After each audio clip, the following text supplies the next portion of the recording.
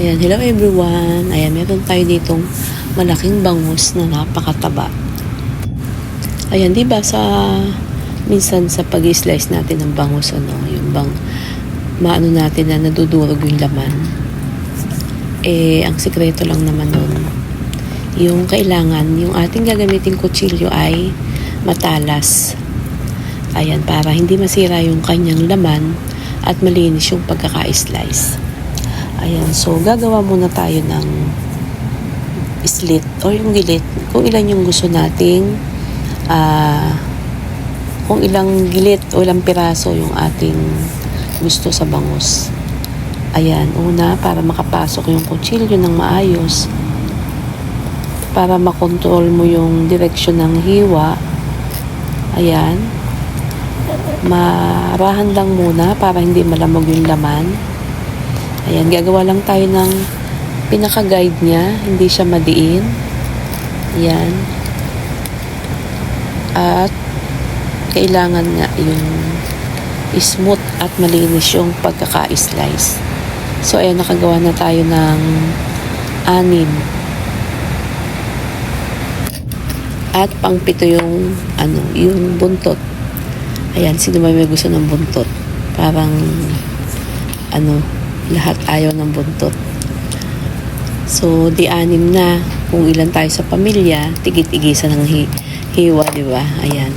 So, pagkatapos na, saka natin ididiin yung hiwa. Ayan, di ba? Malinis yung kanyang, smooth na smooth yung kanyang laman. Hindi siya nalalamog. Di ba? Ayan. Kaya nga, ang sikreto ay kailangan matalas yung ating kutsilyo. Kung hindi man natin maidiin, isang pukpok lang na medyo, ayan, ganyan lang. Ayan na, ayan diba, hindi siya lamog. Ayan, tapusin na natin yung ating pag-i-slice. Ayan, isang pukpok pa ulit. Huwag naman yung masyadong malakas na pukpok. Masakit sa kamay yung kutsilyo. Ayan, diba? Kami sa pamilya ay bali 5. So, may sobrang 2.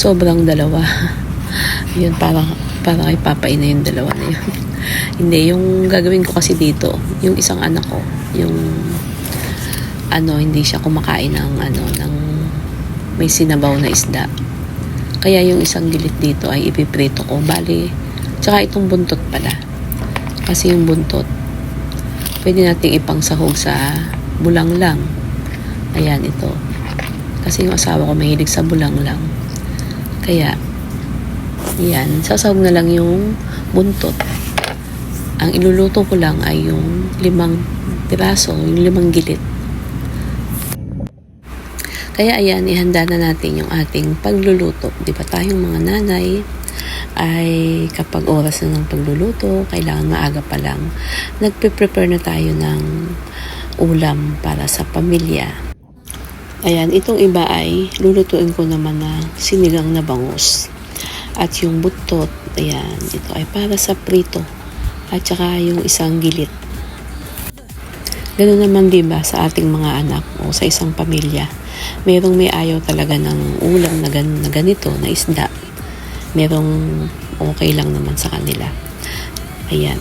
So, yung isa kong anak, yung bunso ko, yun, paprito yung kanya, tapos magsasabaw na lang ng sabaw.